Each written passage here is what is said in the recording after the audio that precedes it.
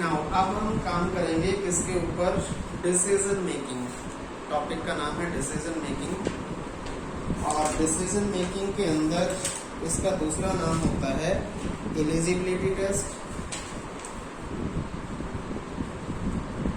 और तीसरा नाम इसका होता है कोर्स ऑफ एक्शन भी इसको ही बोलते हैं। तो डिसीजन मेकिंग के लिए क्या होता है, सबसे पहले तो आपको क्या काम करना होता है कि डिसाइड करना होता है। आपको एक डेटा दिया होता है, उस डेटा के अंदर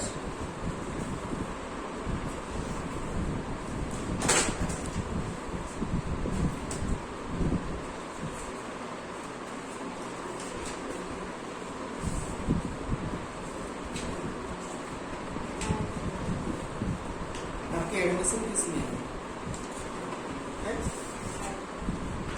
ये कौन से कोर्स के लिए?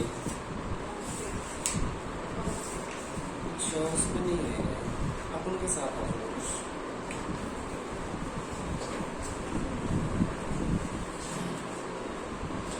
आपको एक डेटा दिया होता है, रिक्रूटमेंट का काम दिया होता है। उस रिक्रूटमेंट काम के अंदर जो डेटा आपको दिया है, मान लीजिए आपको पुलिस की भर्ती का दिया है, तो भर्ती के लिए कुछ क्राइटेरिया दिया जाएगा कि एज इतनी होनी चाहिए, किस डेट तक होनी चाहिए, तो डेट ऐसे निकालना हम देख लेंगे, और किस एजुकेशन के अंदर आना चाहिए, एजुकेशनल क्वालिफिकेशन कितनी होनी चाहिए। फॉर एग्जांपल 20 साल कम से कम हो, ज्यादा से ज्यादा 25 साल हो। अगर कोई 25 साल से एक दिन ऊपर हो जाता है तो क्या हम उसको कंसिडर करेंगे? नहीं करेंगे। चाहे कोई रात हो, जैसे ही 12 बजे टाइम चेंज होता है, 12:01 पे हुआ है पैदा, और सर 1 मिनट का ही तो फर्क है, मुझे कंसिडर कर लो, तो नहीं किया जाएगा। ठीक है, डायरेक्शन बोलिए स्टार्टिंग से इसकी।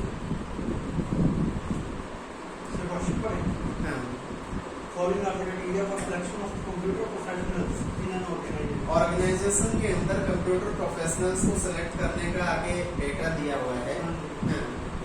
बीए कंप्यूटर इंजीनियर, और तो इसमें नंबर वाइज दिया है। सबसे पहले नंबर क्या दिया है कि वो कंप्यूटर इंजीनियर होना चाहिए या फिर MCA डिग्री कर रखी हो, मिनिमम 60% मार्क्स, और कम से कम 65% उसके मार्क्स होने चाहिए। तो 65 से अगर ज्यादा है तो क्या चलेगा? 65 से अगर ज्यादा हो तो चलेगा, 70% हो तो चलेगा, चलेगा ना। 65% से अगर ज्यादा मार्क्स हो तो कंसिडर करेंगे, 65 से अगर कम हो तो कंसिडर नहीं करेंगे। ठीक है, तो इसको क्या बोल देंगे, मोर देन और इक्वल टू, यानी ज्यादा हो या बराबर हो 65%। उसके बाद क्राइटेरिया नंबर 2 दिया है। नंबर 2 में क्या दिया है बोलिए? have secured at least 50% marks in selection test।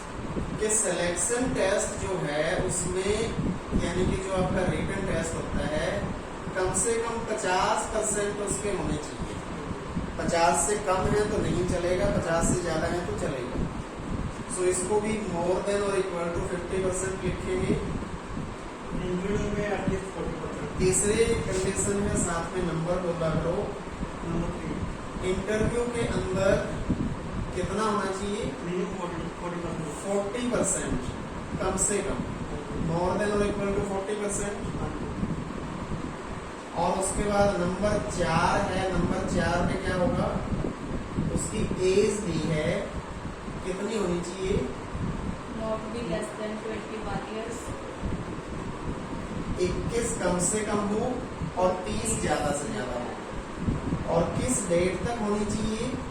1/10/2005 का डेटा दिया हुआ है। 1/10/2005 तक की तारीख में इसकी उम्र इतनी होनी चाहिए। उसके बाद आगे बोलो। in case of candidate who satisfy all other criteria except except word का मतलब होता है इसको छोड़ के। ये 4 कंडीशन सबसे पहले प्राइमरी हैं, और अगर इनमें से कोई सेटिस्फाई ना करे तो उसके लिए एक अल्टरनेट भी बनाया है। और वो अल्टरनेट क्या है, अल्टरनेट क्यों दिया जाता है? जैसे कि एज लिमिट जो SC/ST कैटेगरी के होते हैं या स्पोर्ट्स पर्सन होते हैं, कोई भी रिजर्वेशन दी जाती है, उनमें एज की रिलैक्सेशन दी जाती है, परसेंटेज की रिलैक्सेशन भी दी जाती है। तो ये एक्सेप्शन वहां पे दी है। क्या है exception number 1? Sir, above what is and one की एक्सेप्शन है, ए नाम से दी है। और 1 का मतलब क्या है कि वो कंप्यूटर इंजीनियर या MCA या 65% या उससे ज्यादा उसके मार्क्स हो।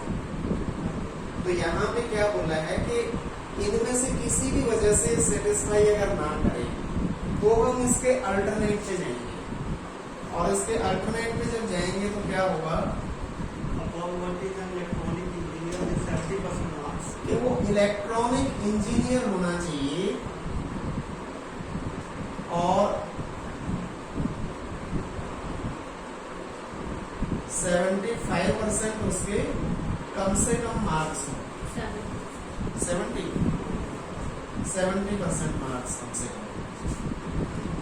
उसके बाद Sir, the case may be referred to the GM. और ऐसे केस को रेफर करना है जनरल मैनेजर को। आपका काम सिर्फ रेफर करना है वहां पे, ठीक है। वो GM ने डिसाइड करना है कि उसको आगे रिक्रूट करना है कि नहीं करना। ओके, नेक्स्ट बी के नाम से दी है, जो कि नंबर 2 का अल्टरनेट है, यानी कि पहली, तीसरी और चौथी सेटिस्फाई हो रही है, नंबर 2 सेटिस्फाई ना हो।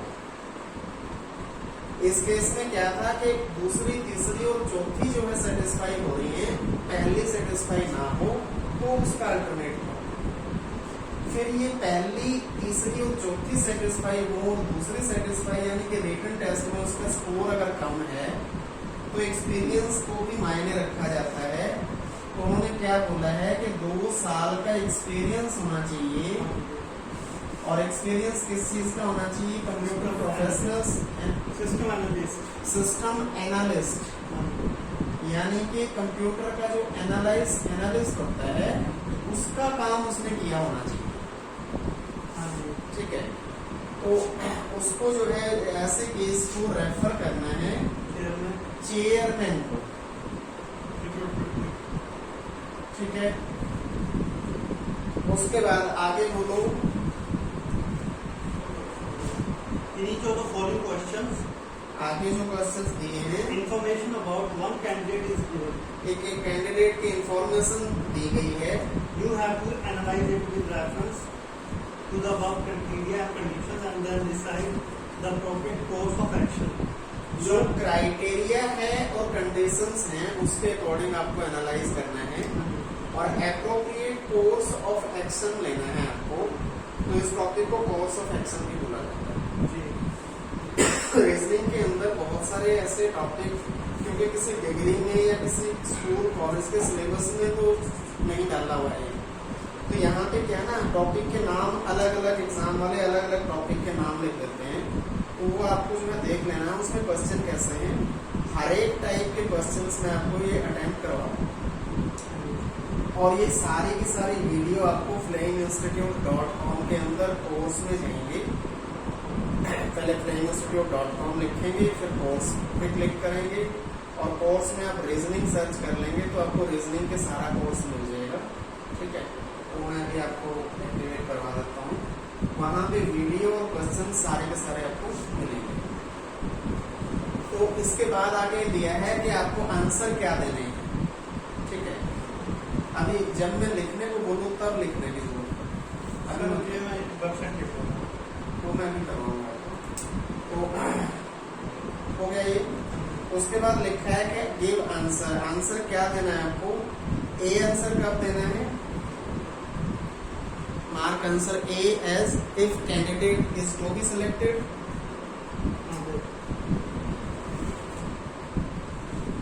यहाँ भी 3 लैंग्वेज में बुक्स के अंदर लिखा हुआ कंटेंट। हिंदी में, इंग्लिश में और पंजाबी में। एक ही लैंग्वेज को प्रेफर करो जो भी आप समझ सकते हैं। उसके बाद आगे उसी लैंग्वेज से रिलेटेड जो है ना कंटेंट को देखा करो। आप एक लैंग्वेज पढ़ के फिर दूसरी लैंग्वेज में चले जाते हैं। तो मार्क आंसर, ए आंसर कब देना है? तो कैंडिडेट इज सिलेक्टेड। अगर कैंडिडेट को सिलेक्ट करना है तो ए आंसर देना है। आगे बी आंसर कब देना है? Candidate is not to be selected. B answer देना है अगर कैंडिडेट को सिलेक्ट नहीं करना है। सी आंसर कब देना है? जब कैंडिडेट को रेफर करना है चेयरमैन को। और डी आंसर कब देना है? जब रेफर करना है जीएम को। और ई आंसर कब देना है? जब रेफर करना है, इनएडिक्वेट डाटा। रेफर नहीं करना है ई आंसर पे अगर डेटा इनएडिक्वेट, मतलब तो आजकल तो ऑनलाइन फॉर्म भरने लगे हैं। पहले क्या होते थे ना, पेपर पे प्रिंट होके करके हाथ से हैंड राइटन जो है ना भरना होता था और फिर भेजना होता था। हमारे बहुत सारे बच्चे एसएससी के रिक्रूटमेंट सेल में लगे हुए हैं, तो बताते थे उस टाइम पे कि सर ऐसे फॉर्म आते हैं, किसी कैंडिडेट ने अपना नाम लिख दिया, पता लिख दिया और फॉर्म भेज दिया, आगे भरा ही नहीं, ना मदर नेम, ना फादर नेम, ना क्वालिफिकेशन, ना age, date of birth, contact number, कुछ नहीं। तो ऐसे ऐसे कैंडिडेट भी नौकरी की तलाश में होते हैं।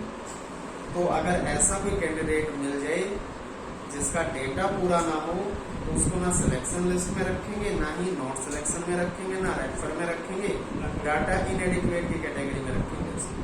ठीक है ना। उसके बाद क्वेश्चन करेंगे हम। क्वेश्चन नंबर 1 यहाँ पे लिखना है आपको। क्वेश्चन नंबर 1 बोलिए। Rohit Verma is mechanical engineer. Rohit Verma is a mechanical engineer. अब मैकेनिकल इंजीनियर है, डिग्री किसमें चाहिए? कंप्यूटर इंजीनियर हो या एमसीए हो, ये नहीं है तो इसको हम क्रॉस कर देंगे कि ये सेटिस्फाई नहीं कर। सीधा क्रॉस करते ही उस पर नहीं जाएंगे अल्टरनेट में, पहले ये प्राइमरी कंडीशंस चेक करेंगे। आगे बोलो। He scored 75% marks. He was born Marks on in? 6th July. 75% marks in। Mechanical engineering. आगे पूरा सेंटेंस बोलो। He was born on 6th July 1976. 6 जुलाई 1976। जुलाई कौन सा महीना होता है? 7th. जुलाई 7 होता है। 76 में पैदा हुआ है। इस डेट तक क्या उसकी उम्र 21 से लेके 30 के बीच में आती है?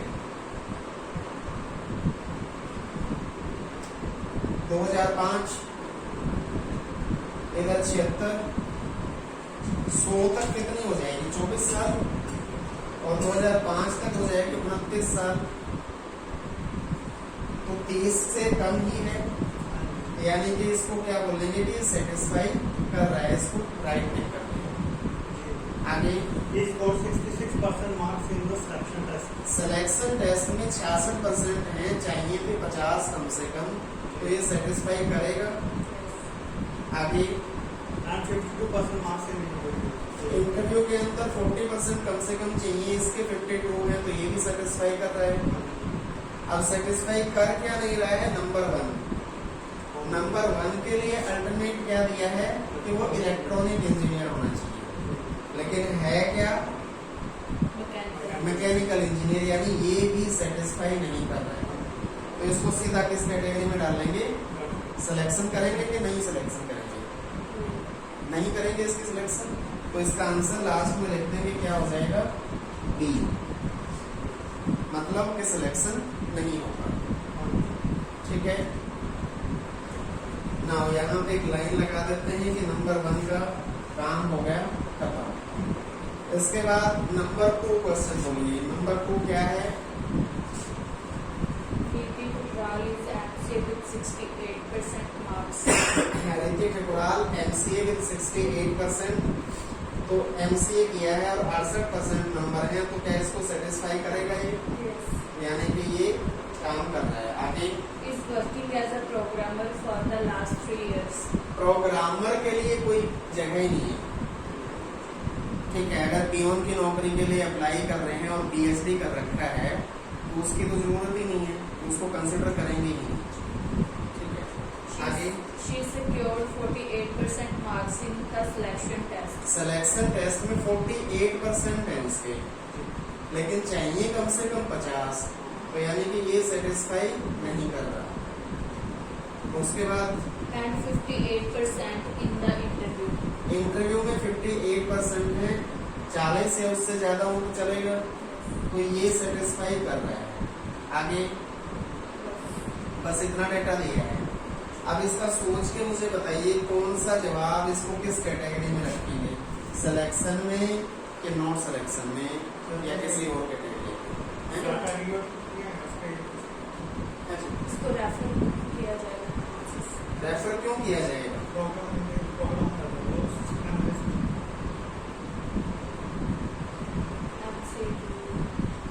यहाँ पे देखिए प्राइमरी के अंदर इसकी उम्र नहीं दी, तो डेटा इनएडिक्वेट का मतलब कि फॉर्म पूरा नहीं भरा हुआ, डेटा पूरा नहीं, इनएडिक्वेट कम है, जितना चाहिए उससे कम है, तो इसको किस कैटेगरी में रखेंगे?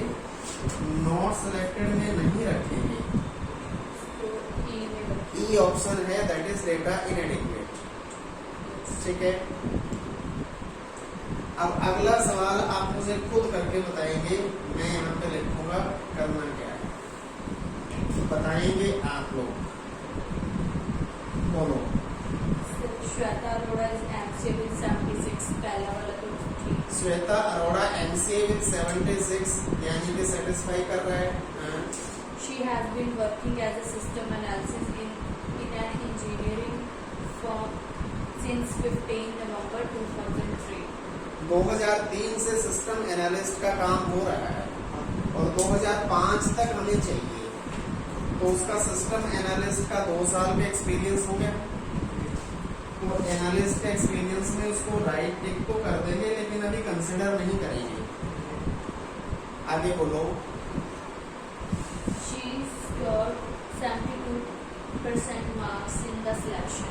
सिलेक्शन टेस्ट में 72% है, तो ये सेटिस्फाई कर रहा है। आगे 65% marks in the interview. Interview में 65 है, ये भी सेटिस्फाई कर रहा है। Her date of birth is 25 October 1978. 25 अक्टूबर 1978 उसकी डेट ऑफ बर्थ है, तो एज जो है 30 से कम ही होगी, 78 से 2005 तक, तो ये भी सेटिस्फाई, एज भी सेटिस्फाई कर रहा है, तो इसको भी राइट टिक करेंगे।